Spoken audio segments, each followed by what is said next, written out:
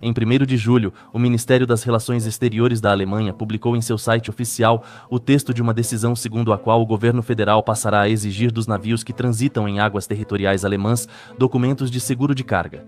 Mas isso não é tão interessante quanto o fato de que, uma semana depois, Suécia e Dinamarca aderiram à mesma iniciativa. E isso já é uma sensação que pode ser comparada à entrega de F-16 para a Ucrânia junto com o F-18 de brinde. Vou explicar por quê. De acordo com o direito marítimo, as águas territoriais são uma zona de 12 milhas a partir da costa, onde se aplicam as leis do estado costeiro. Depois dela começa simplificando a chamada Zona Econômica Exclusiva. O país costeiro pode extrair recursos e pescar aqui, mas não pode restringir a navegação de outros países. E o principal, o mesmo se aplica aos estreitos, em particular aos dinamarqueses. Sim, apesar de esses estreitos serem de fato águas territoriais da Dinamarca e da Suécia, porque já tem 12 milhas, ainda assim, o direito de passagem de trânsito se aplica a eles. Isso significa que até mesmo um navio de guerra russo pode passar tranquilamente por aqui, sem necessidade de obter permissão das autoridades dinamarquesas. Recentemente, burocratas europeus de Copenhague e Estocolmo tomaram uma medida inédita. Na essência, eles decidiram revisar o direito marítimo internacional, pois a partir de agora, os petroleiros pertencentes à chamada Frota Sombria serão submetidos à inspeção. Os governos europeus conseguiram dar a essa decisão uma forma jurídica impecável, eu lhe asseguro. Não tenha dúvidas quanto a isso. Na verdade, estou mais positivamente surpreso por eles terem tomado essa decisão, pois isso pode terminar de qualquer forma. As ações contra navios civis no mar são sem precedentes, comparáveis apenas à pirataria, com a diferença de que agora os países da OTAN estão assumindo o papel de piratas do Mar Báltico. Recentemente, imagens circularam por toda a internet mostrando navios patrulha da Estónia tentando tomar à força um petroleiro que navegava em águas internacionais. Tudo isso sob o pretexto de combater a chamada Frota Sombra, um pretexto que não tem nenhuma base no direito internacional. Ações assim, mesmo em águas territoriais, já violariam gravemente o direito de passagem inocente. Essa é uma norma essencial do direito internacional consuetudinário presente na Convenção das Nações Unidas sobre o Direito do Mar, de 1982. Apesar da crueldade absoluta da Alemanha hitlerista, seus diplomatas ainda tinham, digamos, respeito próprio para não sair gritando em cada esquina que as convenções não estavam sendo respeitadas em relação aos nazistas. Já a Rússia, que violou todas as normas e regras internacionais, ainda não alcançou esse nível de respeito próprio. Por isso, Nebenzia fala seriamente para a comunidade internacional sobre pirataria. Mas nos reunimos para discutir as consequências dessas decisões, não as normas jurídicas. A Estônia foi o primeiro país a deter um petroleiro da Frota Sombria russa no dia 11 de abril. O navio será liberado somente após 15 dias de extensas inspeções. Já aviso, não esperem que a Alemanha, Dinamarca ou Suécia enviem navios de guerra para fechar os estreitos aos petroleiros russos. Não, tudo vai ocorrer como no caso do navio detido pela Estônia. Após dias de inspeções, a Rússia, explorando brechas legais no direito marítimo, transferirá a propriedade dos petroleiros para repúblicas de banana, reassegurar a carga por meio de algumas empresas que ainda não foram sancionadas, e então obter permissão para passar. Alguma empresa registrada em um escritório, em alguma torre em Dubai ou em Hong Kong, para que, assim que as sanções forem impostas, o diretor-geral e o vice-diretor troquem de lugar. E no mesmo escritóriozinho, uma nova empresa é registrada e, surpreendentemente, obtém a propriedade dos navios que antes operavam sob a outra empresa. No entanto, não pense que isso é pouca coisa. A apreensão de um petroleiro por 15 dias é um atraso sem precedentes nos padrões atuais, resultando em uma multa enorme. Se a situação continuar se repetindo, será necessário incluir custos colossais no desconto do petróleo russo Urals, inclusive devido a possíveis apreensões de cargas. Uma apreensão de 15 dias é o prazo mínimo, mas os navios podem ficar retidos por mais tempo.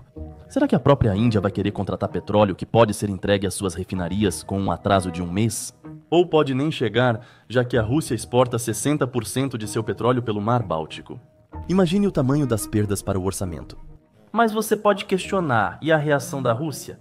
Será que ela não pode se opor? Isso começou em 13 de maio, em frente a Tallinn.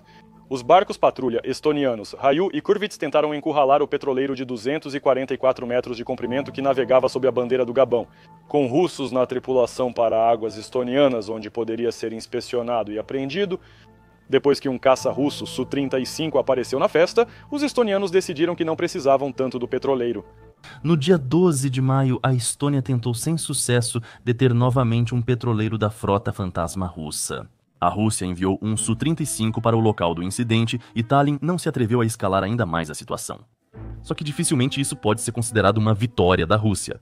A frota da Estônia é composta principalmente por navios de patrulha, sem destroyers ou fragatas. Mas esse não é o ponto principal. A tentativa de apreensão do petroleiro russo ocorreu na zona econômica exclusiva e, do ponto de vista jurídico, há questões em relação à tentativa de prender o navio. Em resumo, a inspeção do navio é possível, mas requer justificativas sólidas. O navio, com bandeira do Gabão, seguia para o porto russo sem manobras suspeitas. Porém, nos estreitos, a situação difere.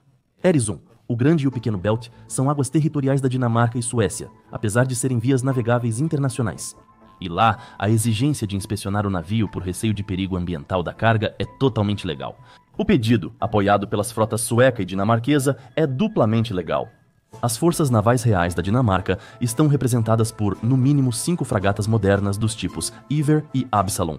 Cada uma possui 32 mísseis antiaéreos Standard Missile, 2 ou Sea Sparrow e de 8 a 16 mísseis antinávio Harpoon. Sobre a marinha sueca nem se fala, 11 fragatas dos tipos Visby e Gotemburgo. Com esse poder, já vai ser preciso levar em consideração. Novamente, deparamos-nos com as especificidades legais do direito marítimo. Como mencionei, a Rússia começou a escoltar seus petroleiros da frota sombra com navios de guerra. Apenas se o petroleiro for detido em águas territoriais dinamarquesas ou suecas, qualquer ação da corveta russa do tipo Steregusti, destinada a impedir a detenção, será considerada agressiva. Conforme o direito marítimo, navios de guerra russos só podem passar pelos estreitos dinamarqueses em trânsito, sem parar ou realizar manobras. Nem vou falar sobre o envio de caças russos para o local da detenção.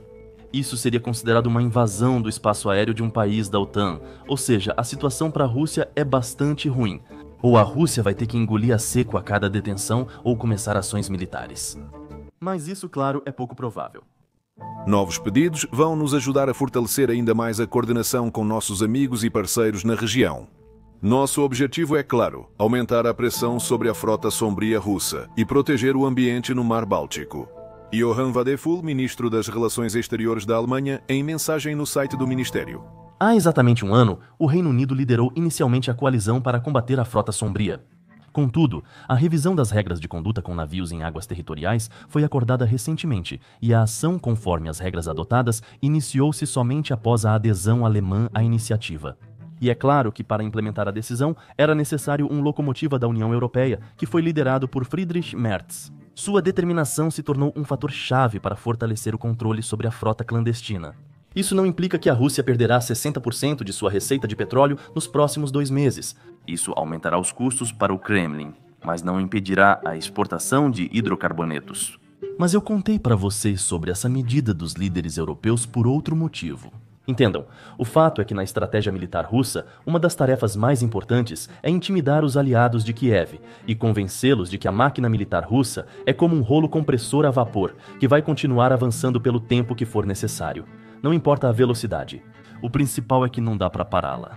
Isso é feito para convencer os aliados europeus e americanos de Kiev da inevitabilidade da derrota. A Rússia precisa coagir as capitais democráticas a aceitarem a perda da Ucrânia, forçando-as a recuar.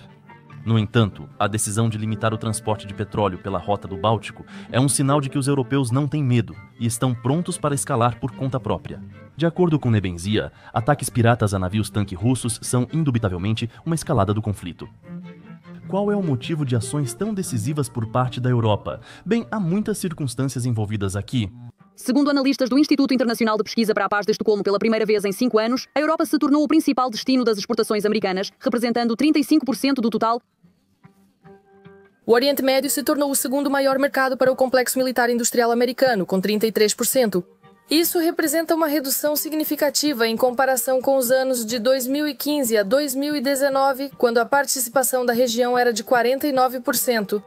É o que diz o relatório do Instituto Internacional de Pesquisa para a Paz de Estocolmo. O aumento das compras de armas pelos países da União Europeia está relacionado ao objetivo de abastecer a Ucrânia e fortalecer sua própria capacidade de defesa. As razões da determinação de algumas capitais democráticas estão no aumento das capacidades militares dos membros europeus da OTAN.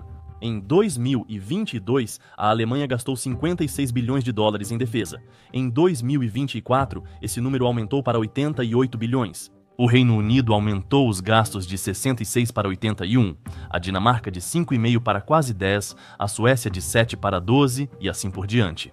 E como você sabe, nada fortalece tanto a soberania quanto o aumento das capacidades militares. Em segundo lugar, é preciso agradecer a Donald Trump.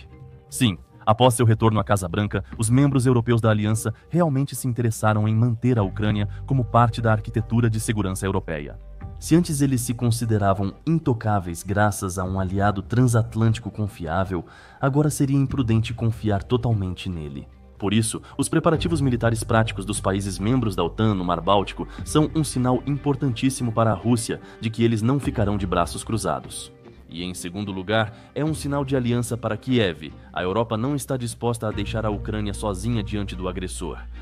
E para finalizar, tenho duas mensagens. Uma para Moscou e para o presidente Putin. A mensagem é muito simples.